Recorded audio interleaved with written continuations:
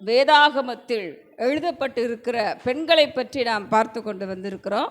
லூக்கா எழுதின சுவிசேஷம் 8ஆம் அதிகாரம் 1 முதல் 3 வரை உள்ள வசனங்கள்ல ஒரு 2 சகோதரிகளை பற்றி எழுதப்பட்டிருக்கு. யோவன்னாள், சூசன்னாள் அப்படின்னு சொல்லி 2 பெயர்கள் அதில் இடம்பெற்றிருக்கு.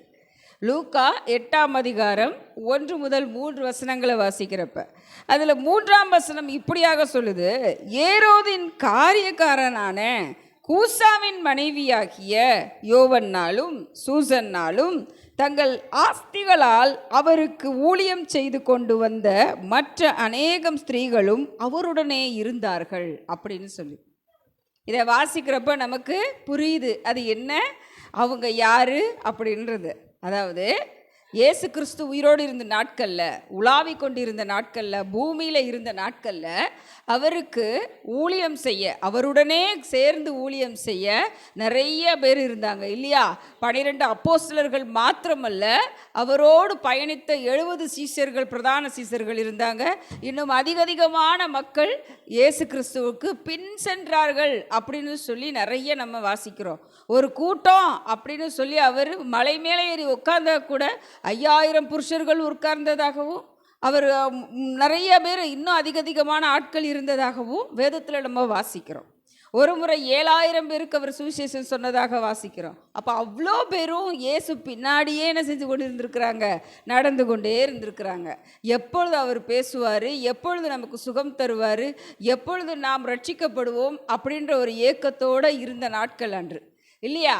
அப்படி இயேசு கிறிஸ்து இருந்த நாட்களில் இயேசு கிறிஸ்துவின் ஊழியத்தை சப்போர்ட் பண்ண, அதாவது அதை இன்னும் அதிகமாக அவர் செய்கிறதுக்கு அவருக்கு உதவியாக இருக்கும் வண்ணமாக நிறைய பெண்கள் தங்களுடைய பணங்கள்னாலும் தங்களுடைய உடைமைகளினாலும் அவருக்கு உதவி செய்தார்கள்னு வேதத்தில் இருக்குது. அப்படிப்பட்ட சகோதரிகளில் 2 பேர் தான் இந்த யோவன்னாள், சூசன்னாள் அப்படின்ற அந்த 2 பேரும். அவங்க 2 பேரில் யோவன்னாள் அப்படின்றவங்களை பற்றி தான் ஒரு பெரிய ஒரு குறிப்பு இருக்குது. என்னது? அவங்க ஏரோதுன்றது யார்? அந்த நாட்களில் ஆட்சி செய்த ராஜா. அந்த ராஜாவிட்ட காரியக்காரன் அப்படின்ற ஒரு பதவி, அதாவது தளபதிக்கு மந்திரிமாரு அந்த மாதிரி ஒரு பதவியில் காரியக்காரன் அப்படின்றதும் ஒரு பதவி இல்லையா? அவங்க தான் என்ன செய்வாங்க அப்படின்னா, என்ன அடுத்து செய்யணும் அப்படின்ற அந்த காரியங்களை வெளிப்படுத்துகிறதுக்காக ராஜாவுடனே இருக்கிற ஒரு பதவி, அதாவது ஒரு மேன்மையான பதவியில் இருக்கக்கூடிய ஒரு ஏரோதின் காரியக்காரனுடைய யார்? மனைவி தான் அந்த யோவன்னாள். சரிங்களா? அவ்வளோ பெரிய மேன்மை அந்த யோவன்னாளுக்கு இருக்குது. ஆனால் நம்ம யோசித்து பார்ப்போமே, ஏரோது ராஜான்றவர் யார்? இயேசு கிறிஸ்துவுக்கு எதிரானவர். ஆனால் அப்படிப்பட்ட எதிரான ஒரு கூட்டத்தில் இருந்த பொழுதிலும் இயேசு கிறிஸ்துவின் சத்தியத்தை அறிந்து கொண்டு இயேசு கிறிஸ்துவை பின்பற்றி கொண்டு அவர்களுக்கு பணத்தினாலும் உதவி செய்து கொண்டு என்ன செய்கிறாங்க? இயேசு கிறிஸ்துவோட ஊழியத்தோடு இணைக்கப்பட்டிருக்கிறாங்க. அவ்வளோ ஒரு மேன்மையான ஒரு தாய் தான் அந்த யோவன்னாள், சூசன்னாள் அப்படின்ற சகோதரிமார். இயேசு கிறிஸ்து இருந்த நாட்களில் அவருக்கு எதிராக இருந்த கூட்டத்தில் தலைவராக இருந்தவர் தான் ஏரோது ராஜா. ஆனால் அப்படிப்பட்ட இடத்துல இருந்த பொழுதிலும் இயேசு கிறிஸ்துவுக்கு ஊழியம் செய்ததாக வேதத்தில் எழுதப்பட்டிருக்கு. லூக்கா 23ஆம் அதிகாரம் 55ம் 56ஆம் வசனமும் அவர் சிலுவையில் அடைப்படும் போது, இயேசு கிறிஸ்து சிலுவையில் அடிக்கப்படுகிறார் இல்லையா? அதுக்கு அடுத்து அவரை கல்லறையில் கொண்டு போய் வைக்கிறாங்க இல்லையா? இந்த சம்பவங்கள் நடக்கும் பொழுதும் இந்த யோவன்னாலும் இந்த சூசன்னாலும் கூட இருந்ததாக வேதத்தில் ஆதாரங்கள் இருக்குது.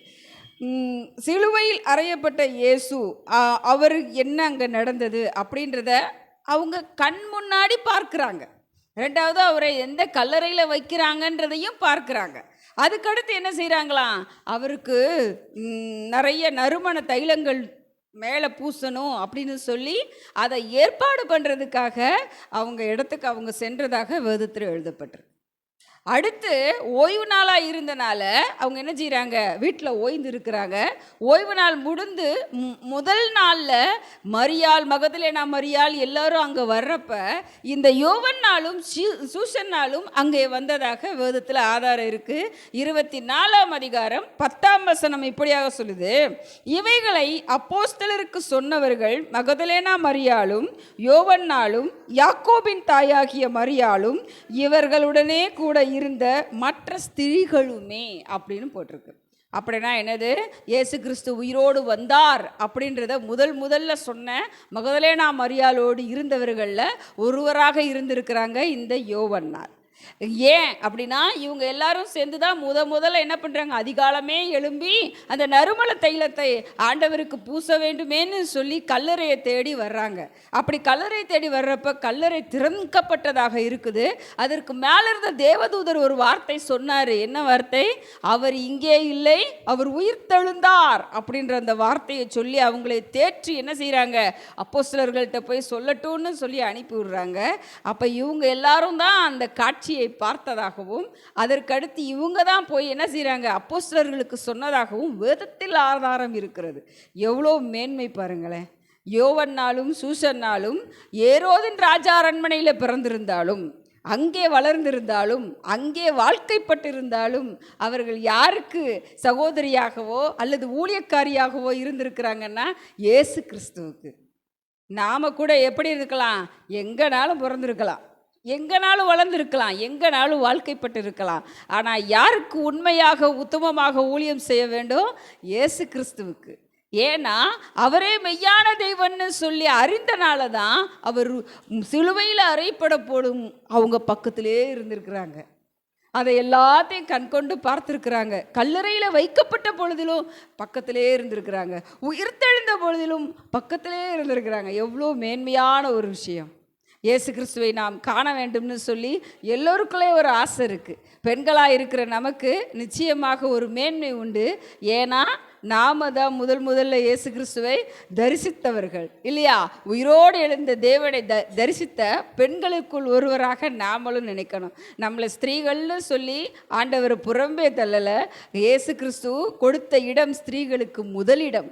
அப்படிப்பட்ட இடத்தை பெற்றுக்கொண்ட நாம் தேவனிடத்தில் முதன்மையான இடத்தில் இருக்கிற நாம தான் முதன்மையாக நம் குடும்பத்திற்காகவும் நம் சபைக்காகவும் நம்மளுடைய ஊழிய சந்ததிக்காகவும் இன்னும் அதிகமாக நாம் ஊழியத்தில் இருக்கணுன்றதுக்காகவும் இயேசு கிறிஸ்துவிட்ட என்ன செய்யணும், எப்பொழுதும் பரிந்து பேசி, எப்பொழுதும் வேண்டிக் கொண்டு, எப்பொழுதும் ஜெபம் செய்து கொண்டு அவரை பாடி புகழ்ந்து நம்மளுடைய எல்லா ஒரு வேண்டுதல்களையும் ஆண்டவரிடத்தில் செலுத்தி கொண்டே இருக்க வேண்டும். இதுவே நமக்கு பிரதானமான வேலையாக இருக்க வேண்டும். ஸ்திரீகளுக்கு கொடுக்கப்பட்ட மேன்மை அதுவே.